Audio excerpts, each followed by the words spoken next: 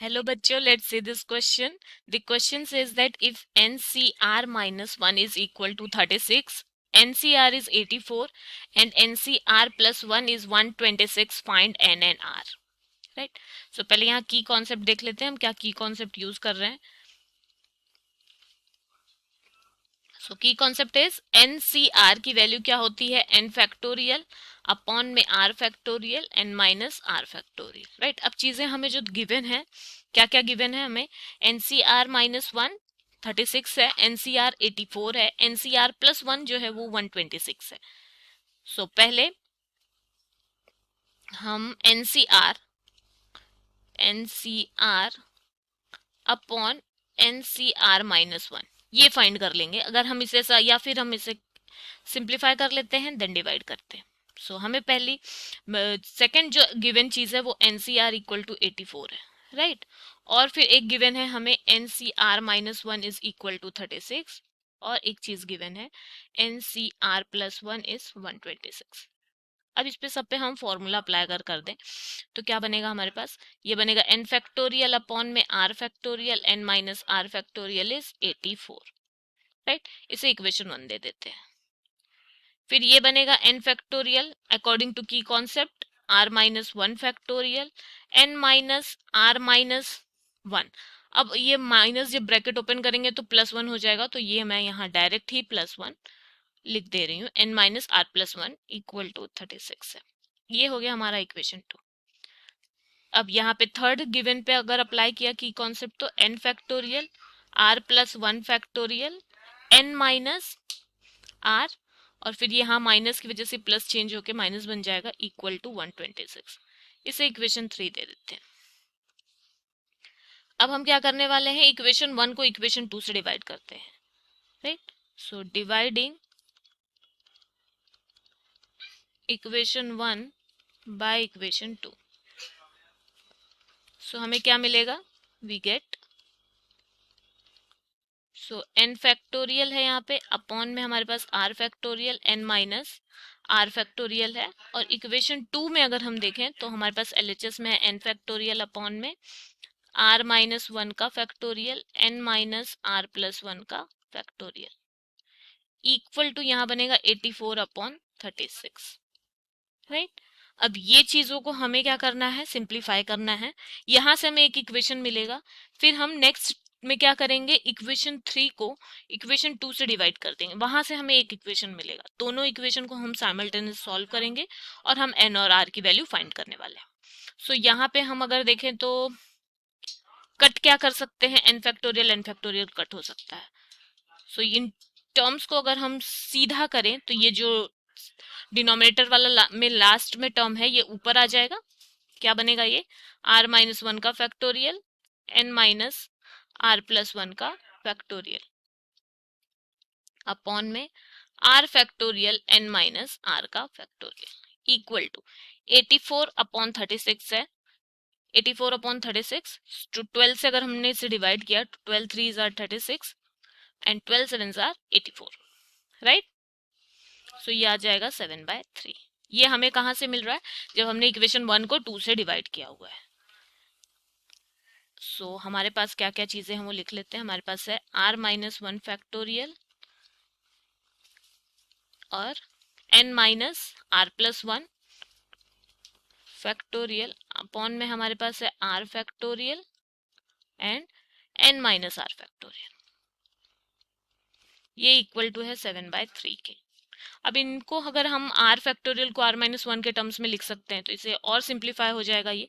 अब यहाँ पे हमें देखना n माइनस r प्लस 1 बड़ा है या n माइनस r बड़ा है. तो obviously n minus r plus 1 बड़ा है तो उसे हम n माइनस r के टर्म्स में रिड्यूस करने वाले हैं. सो ये हो गया हमारा r माइनस 1 फैक्टोरियल, ये से हम करेंगे n माइनस r प्लस 1. फिर क्या आएगा, एक माइनस 1 करेंगे तो ये माइनस 1 से की वजह से ये प्लस 1 कैंसिल हो जाएगा. सो ये आ जाएगा n minus r factorial. r को r into R minus 1 factorial लिख सकते हैं और ये हमारा n माइनस r फैक्टोरियल है इक्वल टू ये है हमारे पास 7/3. अब यहाँ से कट करते हैं क्या क्या कट हो रहा है. सो ये कैंसिल हो जाएगा, r फैक्टोरियल कैंसिल हो जाएगा. सो हमारे पास है n minus r plus 1 is equal to या फिर इधर 3 लेके आ जाए तो 3 times n minus r plus 1 is equal to 7 times r, right. So ये बना 3n minus 3r plus 3 is equal to 7r। So 3n, ये 7r भी यहाँ पे आ जाएगा तो minus 10r is equal to minus 3। इसे हम इक्वेशन ए दे देते हैं, for a time being equation ए है ये हमारा, राइट। यहाँ से हमें एक इक्वेशन मिल गया। फिर अब हमें क्या करना है, यहाँ पे जो थर्ड इक्वेशन है इसको हम 2 से डिवाइड करने वाले हैं। So dividing equation 3 by 2, dividing equation 3 by equation 2, right. So equation 3 हमारा क्या है, एनसीआर प्लस 1 वाला फॉर्मूला था, सो वो है हमारे पास n factorial r plus 1 factorial n minus r minus ये 1 हो जाएगा 1 फैक्टोरियल। इसको हम डिवाइड कर रहे हैं एनसीआर से, so n factorial upon r factorial n minus r factorial equal to ये 126 था इक्वेशन 3 में, और इक्वेशन 2 में क्या थी वैल्यू 84, राइट। सो यहाँ से अब हम टर्म्स अरेंज करते हैं। सो ये n फैक्टोरियल है, अब यहाँ भी r प्लस 1 फैक्टोरियल है और r फैक्टोरियल, तो इसे हम ऐसा लिख सकते हैं r plus 1 into r factorial, right. So जिसकी वजह से चीजें कैंसिल हो जाएंगी। So r plus 1 r factorial. अब फिर यहाँ पे देखें तो n माइनस आर माइनस 1 है और एक टर्म है n माइनस आर, तो इसमें से बड़ा n माइनस आर है तो उसको हम रिड्यूस करेंगे, ना कि n माइनस आर माइनस 1 को रिड्यूस करेंगे। सो इसे ऐसे ही रखते हैं n minus R minus 1 factorial. अब ये डिनोमिनेटर वाला चीज इसका इन्वर्स हो जाएगा, ऊपर आएगा तो r factorial, n minus R को हम रिड्यूस कर रहे हैं, so n minus R minus 1 ऐसा लिख सकते हैं। सो इसे हम रिड्यूस कर देते हैं। सो ये बनेगा, मल्टीप्लाई है ये, so multiply by R factorial n minus R, फिर इसमें से माइनस किया so n minus R minus 1 का फैक्टोरियल अपॉन में n फैक्टोरियल। ये सारी चीजें किसके इक्वल हैं, सो ये इक्वल है 126 अपॉन 84 के। अब यहाँ पे देखते हैं क्या क्या कैंसिल कर सकते हैं, n factorial, right. R factorial से कैंसिल होगा और ये इससे कैंसिल हो गया, मीन्स अब हमारे पास बचा है n माइनस आर और अपॉन में r plus 1 is equal to कितना बनेगा 126 अपॉन 84, राइट। सो हमारे पास क्या क्या चीजें हैं, n माइनस आर अपॉन में r plus 1 is equal to, और कुछ नहीं है ना, बाकी सारी चीजें हमारे कैंसिल हो चुकी है, राइट। 126 अपॉन में 84, 7 से कट कर सकते हैं। सो यहाँ पे आएगा 7 1s are 7 and 1 7 2s are 14, इसे कट किया सो 7 1s आर 7, 5 आया 7 7 49, 7 8s आर 56। अगेन इसे हम 6 से कट कर सकते हैं, 6 2s R and 3, so 3 by 2 आ रहा है, राइट। सो क्रॉस मल्टीप्लाई किया तो 2 times n minus R is equal to 3 times r plus 1, so 2n minus 2r is equal to 3r plus 3। So 2n minus 2r minus 3r is 3. So 2n minus 5r is 3। इसे हम equation b दे देते हैं। सो हमें दो equation मिल चुका है, एक equation a है हमारे पास और एक इक्वेशन b है हमारे पास। सो इक्वेशन a क्या था हमारा, equation a is 3n minus 10r is minus 3। सो इसे अब हम सॉल्व करेंगे। सो पहले हम यहाँ पे इक्वेशन a भी लिख लेते हैं, 3n minus 10r is minus 3। This is equation A। अब इसे साइमल्टेनियसली सॉल्व कर लेते हैं।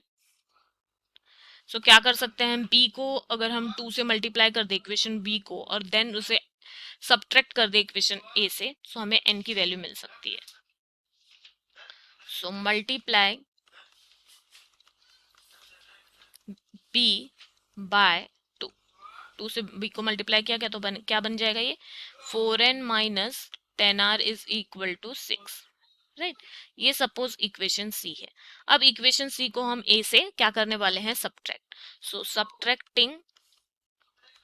Subtracting equation C from equation A. So equation equation A is 3n minus 10r is equal to -3 और equation C क्या है हमारा, 4n minus 10r is 6। Subtract करना है, सो यहाँ माइनस आएगा तो साइन क्या हो जाएगा, ये माइनस बनेगा, ये प्लस बनेगा और ये माइनस, साइन चेंज हो जाता है। ये प्लस माइनस हुआ तो ये तो कैंसिल हो गया, right. 3n minus 4n means -n। यहाँ पे क्या है, -3 और -6 यानी -9। सो यहाँ से n की वैल्यू आपको क्या मिल रही है, +9, राइट। -n इज, अगर -9 है तो n क्या बन जाएगा, n इज +9। अब n मिल गया है, n की वैल्यू आप कहीं भी पुट करोगे तो आपको r मिल जाएगा। सो कहीं मीन्स इक्वेशन, इधर इक्वेशन बी में पुट करो या इक्वेशन ए में पुट करो। सो हम क्या कर रहे हैं, इक्वेशन बी में n की वैल्यू पुट कर देते हैं। So put n equal to 9 in equation b,